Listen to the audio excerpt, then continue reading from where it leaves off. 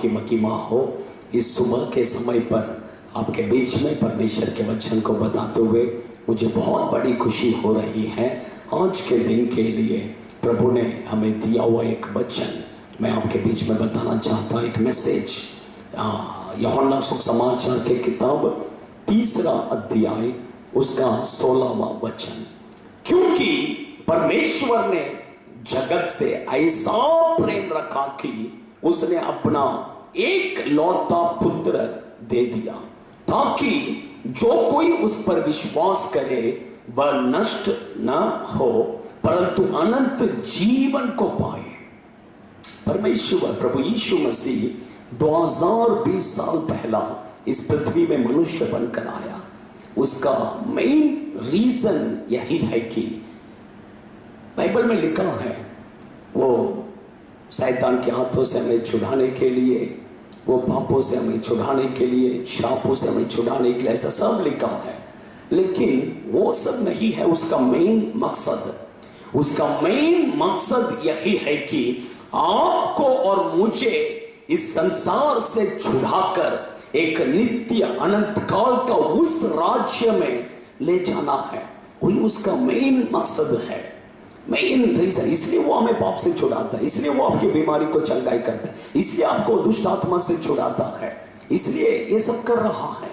तो आपको और मुझे उस अनंत काल के जीवन में ले जाना है, वही उसका एक मकसद है। आज मैं बाइबल में से बताता हूं कि उस अनंत काल का जीवन को पाने के लिए क्या करना है। देखिए 5 पॉइंट मैं आपके बीच में शॉर्ट में बताता हूं। परमेश्वर आपको आशीष करे, ध्यान से सुनिए, जरूर ये वचन आपके जीवन में बहुत आशीषित रहेगा। रोमियो के पत्री 6वां अध्याय 22वां वचन के अनुसार एक व्यक्ति पाप में से छुटकारा पाना है, इतना ही बस नहीं, अपने आप को परमेश्वर का दास कर समर्पण करना है, परमेश्वर का दास बनकर जीना है, तो ही वो नित्य राज्य में प्रवेश करेगा। क्योंकि दास बोलेंगे तो मरियम देखिए अपने आप को प्रभु के सामने नम्र करती है, समर्पण करती है। प्रभु मैं आपका दासी हूं, प्रभु आपका इच्छा मेरे जीवन में हो। देखिए यही है, हम जो व्यक्ति पाप में से छुटकारा पाकर अपने जीवन को प्रभु का दास, प्रभु के दासी के रूप में समर्पण करते हैं, वो ही उस नित्य राज्य में प्रवेश करेंगे। दूसरा मत्ती सुसमाचार के किताब उसका 19वां अध्याय 16वां वचन, मरकुस के किताब 10वां अध्याय 17वां वचन में पढ़ेंगे तो वहां पर लिखा है कि एक व्यक्ति यीशु के पास आता है और कहता है कि प्रभु मैं उस अनंत काल का उस जीवन को पाने के लिए मैं क्या करना है करके। तो यीशु ने उसको देखकर कहा व्यभिचार नहीं करना है, मर्डर नहीं करना है, चोरी नहीं करना है, झूठी साक्षी नहीं बोलना है, किसी को धोखा नहीं देना है और तुम्हारे माता पिता को आदर करना है। ऐसे 6 पॉइंट प्रभु ने कहा। लेकिन ये व्यक्ति बहुत अच्छा व्यक्ति था कि उसके बचपन से ही ये 6 बातों को भी वो पालन करते हुए आ रहा था। लेकिन प्रभु ने उसके बाद में कहा तेरा अगर उस नित्य राज्य में प्रवेश करना है, तेरा जितना धन संपत्ति है वो सब बेचकर गरीबों को दे दे और तू मेरे पीछे हो जा। लेकिन इस व्यक्ति के जीवन में यही बात था कि इसने ये 6 पॉइंट मैंने जो कहा वो सब उसने किया, लेकिन कहीं पर उसने ऐसा नहीं कहा कि मैं प्रभु के लिए, प्रभु के सेवा के लिए मैंने दिया, दान दशमांश दिया, ऐसा नहीं कहा है। और कहीं पर ऐसा नहीं कहा कि मैं गरीबों को मदद किया करके नहीं। ये व्यक्ति ये 6 पॉइंट इसके जीवन में था, लेकिन वो गरीबों को नहीं देने का मन है उसको। देखिए जब प्रभु ने कहा गरीबों को दे दे करके वो दुखी होकर चला गया, क्योंकि उसके अंदर लालच था। परमेश्वर के बच्चे लोग, हमारे अंदर लालच नहीं होना है। जिसके अंदर लालच है, पैसों का लालच, चीजों का लालच, अगर आपके अंदर रहेगा तो आप उस अनंत काल के राज्य में प्रवेश नहीं करोगे। तीसरा मत्ती सुसमाचार की किताब 25वां अध्याय 46वां वचन के अनुसार धर्मी व्यक्ति उस अनंत काल के राज्य में प्रवेश करेगा। धर्मी व्यक्ति, आपको और मुझे धर्मी होना है, तो ही उस अनंत काल के राज्य में प्रवेश कर सकते हैं। उसमें एक संभव भी प्रभु ने कहा है, धर्मी व्यक्ति कौन है कर आप पढ़कर देखिए, आपको समझ में आएगा। चौथा यूहन्ना सुसमाचार के किताब 6वां अध्याय 54वां वचन के अनुसार, जो यीशु के मांस उस शरीर को खाते हैं, जो यीशु के लहू उस रस को पीते हैं, वो ही उस नित्य अनंत काल का राज्य में प्रवेश करेंगे। उसका मतलब यही है कि जो व्यक्ति प्रभु भोज में भाग लेते हैं, वही व्यक्ति उस अनंत काल का राज्य में प्रवेश करेंगे। अनंत काल का राज्य में सोचिए, प्रभु भोज कभी कट नहीं करना है। प्रभु भोज कभी कट नहीं करना है।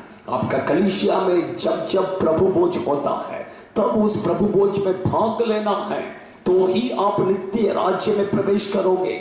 और भी 5वां पॉइंट लिखा कि रोमियो की पत्री 2 अध्याय 7वां वचन के अनुसार, जो विनाशी वस्तुओं के खोज में जो रहते हैं, वही व्यक्ति उस अनंत काल का राज्य को पाएगा। विनाशी, ये दुनिया में हम जो कुछ भी देख रहे हैं, ये सब नाश होने वाला चीज है। दूसरा पतरस के किताब 3 अध्याय 1 वचन में लिखा है कि आकाश और पृथ्वी आप और मैं जो देख रहे हैं, ये नाश हो जाएगा करके लिखा है। पहला पतरस के किताब 1 अध्याय 7वां वचन में लिखा है कि आप और मैं कान में, गले में जो पहनते हैं, बैंक में जो जमा करके रखते हैं, ये सोना जो है, ये सब नाश हो जाएगा करके बाइबल में लिखा है। दूसरा कुरिन्थियों के किताब 5वां अध्याय 1 वचन के अनुसार, आप जो घर में रहते हैं, जो घर को बहुत सजा कर रखे हैं, वो घर भी नाश होने वाला चीज है करके बाइबल कहता है। पहला कुरिन्थियों की किताब 2 अध्याय 6वां वचन में लिखा है कि आपका जो पढ़ाई है, आपका जो ज्ञान है, आप डॉक्टर पढ़े हैं, इंजीनियर पढ़े हैं या पीएचडी पढ़ाई किए हैं, जो भी है, वो ज्ञान, वो पढ़ाई, ये सब नाश हो जाएगा कर बाइबल में लिखा है। यूहन्ना की किताब 6वां अध्याय 27वां वचन के अनुसार, हम जो खाना खा रहे हैं, जो भोजन, वो भी नाश होने वाला चीज है। अय्यूब के किताब 19वां अध्याय 25वां वचन 26वां वचन, जकरिया के किताब 14वां अध्याय 12वां वचन में लिखा है कि ये शरीर जिसको हम बहुत इंपॉर्टेंस देते हैं, बहुत अच्छे महंगा कपड़ा पहनते हैं, कितना मेकअप करते हैं, कितना सजाते हैं, ये शरीर भी एक दिन नाश हो जाएगा। लेकिन विनाशी करके बोलेंगे तो सिर्फ स्वर्ग राज्य वही विनाशी है।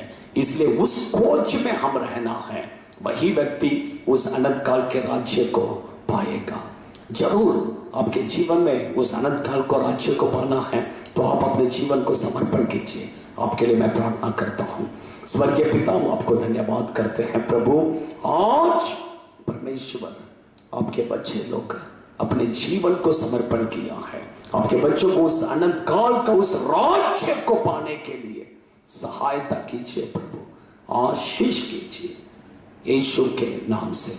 इस वीडियो को सब्सक्राइब कीजिए और लाइक कीजिए, शेयर कीजिए और बेल आइकॉन को क्लिक कीजिए, ताकि कंटिन्यूली हर हफ्ता आपको ऐसा एक मैसेज आपको मिलेगा और रोज एक वचन हम बताएंगे। इसके द्वारा आप बहुत आशीषित हो सकते हैं। God bless you.